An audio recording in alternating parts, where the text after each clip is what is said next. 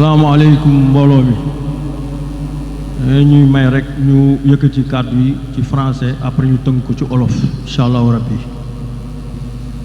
Chers frères et sœurs en islam, chers frères et sœurs de la communauté de la Fayda Tidjaniya, nous voudrions à l'entame de notre propos, au nom des membres du bureau de la coordination de la Jamhiyatou Ansaroudine de la région de Dakar, composé des groupements départementaux de Guédiawaye, Pikine, Keur Massar, Rufisque et Dakar, rendre grâce à Allah Azza wa Jalla et prier sur la meilleure des créatures, son prophète Muhammad sallallahu alayhi wa sallam, ainsi que ses illustres sahaba.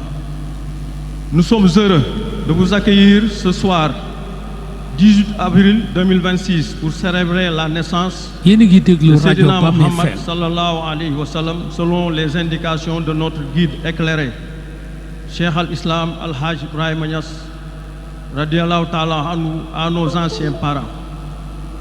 Nous voudrions réitérer la primeur de nos salutations respectueuses à notre bien-aimé Khalife général de la Fayda, Cheikh Mouhamadoul Mahi Cheikh Ibrahim Niass, le serviteur de la Oumma, qui, de par son ouverture d'esprit et de par sa sagesse éclairée, marque toujours les esprits lors de ses discours.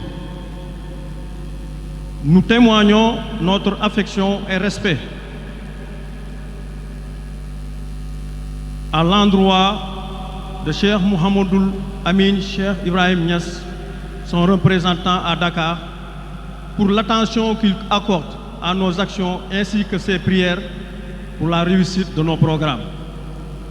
Nous saluons Cheikh Ahmed Tidiane Seydi Aliou Cissé, le grand imam de la grande mosquée de Medina Baye. Nous louons sa posture et sa constance dans la sauvegarde du legs de Baye sur l'imama. Nous saluons aussi Cheikh Mouhamadoul Mahi Seydi Aliou Cissé, le porte-parole de Medina Baye. Ses longues pérégrinations sur le sol sénégalais et à l'étranger témoignent de sa disponibilité et concourent à la vulgarisation des enseignements de son illustre guide Baye radiallahu ta'ala anhu. Ces conférences attirent des foules assoiffées de savoir.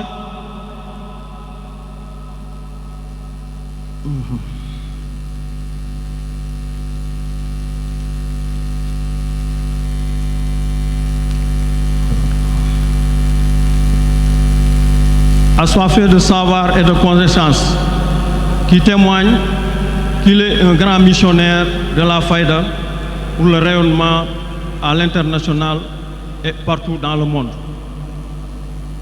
Nous sommes ici pour présenter à l'assistance les réalisations de la coordination régionale de Dakar en célébrant le Gamou avec nos compatriotes ici présents à Dakar et aussi au niveau international. Nous adressons nos chaleureuses salutations à tous les moukhadams du Sénégal en général et les moukhadams de la région de Dakar en particulier. Ils mènent un travail exemplaire dans le cadre de la transmission des préceptes de la tariqa, de la tarbiya des talibés, mais surtout la tenue des Hadratul Juma qui tiennent en haleine les disciples. Nous les encourageons vivement et nous leur témoignons notre profond respect et notre engagement à travailler ensemble. Nous manifestons notre satisfaction à l'endroit d'Oustaz Aliou Ndao, qui fait la fierté de la Fayda à cause de sa rigueur intellectuelle. À Seydi Serigne Aliou Al-Hajj Abdoulaye Niass, nous exprimons nos sincères remerciements pour avoir accepté d'animer le Gamou dans des conditions. Nous souhaitons la bienvenue aux délégations des illustres parrains, Feu Chérif Mohamed Ould Nahwi et Feu Serigne Dara Ousmane Ndiaye, ainsi que nos condisciples gambiens. Nous formulons des vœux d'excellente santé et de longue vie à toute la famille de Baye radiallahu ta'ala anhu. Cette grande figure de l'islam nous a légué un lourd héritage à suivre intégralement avec fidélité. Baye a sauvé l'humanité, a fédéré les peuples, a inculqué à ses talibés les nobles valeurs copiées sur le prophète Muhammad sallallahu alayhi wa sallam. Ses enseignements et sa vision transcendent l'espace et le temps. Travailler pour lui, suivre à la lettre ses directives et manifester une affection sincère à son endroit constitue un gage réel de félicité. Sa sagesse incontestable nous a permis de célébrer depuis 64 années la naissance du sceau des prophètes dans le calendrier grégorien. Cette cérémonie qui nous réunit ce soir est l'aboutissement d'un long travail de préparation qui a mobilisé du savoir-faire, des énergies physiques, de l'argent et beaucoup de temps. La prise en charge des dépenses relatives à l'organisation du Gamou a été facilitée par les contributions des Moukhadam et des Daïra par le biais de leurs groupements départementaux. Nous les en remercions vivement, de même que les membres du bureau de la coordination et les braves femmes de la cuisine. Au nom de Rufisque, les remerciements sont adressés aux anciens de Rufisque, mais aussi à M. Cheikh Gueye. Au nom de Guédiawaye, les remerciements s'adressent aux Moukhadam, mais aussi à M. Bassirou Diakhaté, premier adjoint au maire de Ndiarème Limamoulaye. Au nom de Dakar, nous saluons et nous remercions Cheikh Mamour Insa Diop, qui a consenti d'énormes efforts pour l'accueil des talibés, la restauration, la sécurité, la sonorisation. Il ne cesse de nous manifester sa disponibilité à accompagner nos programmes. M. Abbas Fall, maire de la ville de Dakar, qui a chargé son chef de cabinet, M. Bouli Galissa, qui n'a ménagé aucun effort pour nous apporter un appui conséquent. Un partenariat fécond et prometteur est désormais scellé entre la mairie de Dakar et le groupement de Dakar. Nous lui souhaitons plein succès ainsi qu'à ses collaborateurs à la tête de la ville de Dakar.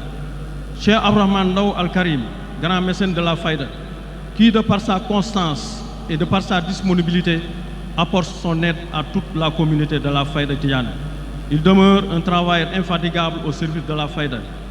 Al-Haji Baynes Salimata Wad, qui a toujours fait preuve de générosité sans intérêt. À M. Begbaï, l'ambassadeur de la Faïda, nous témoignons un remerciement sincère.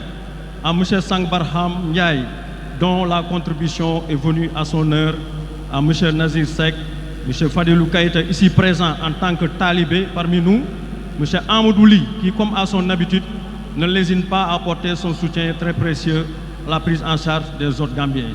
El Haj Konte Begbaï, Yandey Magenia, M. Abrahman Diouf, à Seydina Aliou Touré et à ses amis.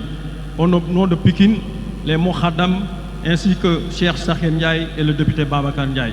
Au nom de Kermassar, à l'endroit de Seki. M. Mahmoud Ba, le sous-préfet de l'arrondissement des Parcelles Assainies, qui a réalisé un excellent travail en saisissant par lettre circulaire les services devant intervenir dans l'organisation du Gamou.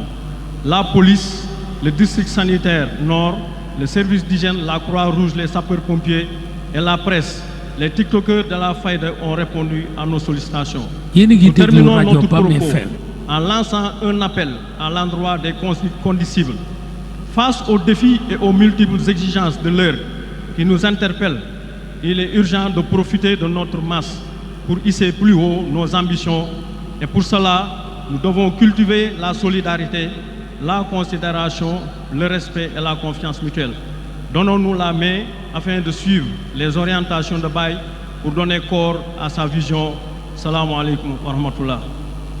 Ñi jéggul rek pour tënku ci gàtt bu di wax ne kàddu yi ñuy yëkkati ci turu coordination bi la ak bureau coordination bi di salgar suñu sang yi suñu sëriñ yi teew fii ci jotaay bi di leen ñaanal yàlla jiital ko ci xalifa bi Cheikh Mouhamadul Mahi yàlla yàlla guddal seen fan tamay leen wér di gërëm muxaddam yi ak taalibe yi ak invité yi ñëw ñëpp ak képp koo xam ne jàpp nga ci bés bi lim nañ sànq seen tur ñi nga xam ne jàppale nañ coordination bi mais aussi jaaree ko ci ay groupements départementaux ñi ngi wax aussi ne kontaan nañ ci teewaayu délégation gambienne comme ni ñu koy defee at mu nekk dinañ jël kaar ñoo fekkee ñu bés bi ba bët set ñu dem ñibbi képp koo xam ne daal def nga sa loxo wala amoon nga yéene ñu ngi lay sant di la gërëm ci turu coordination bi di wax ne déwén incha allah gàmmu jëppal bi nañ ko def le 17 avril 2027 parrain bi mi ngi nekk suñu maam Cheikh Omar Touré ak yéen a suñu ngi mbokk déglu Mali rajo Bam FM. Sëriñ Adi Aydara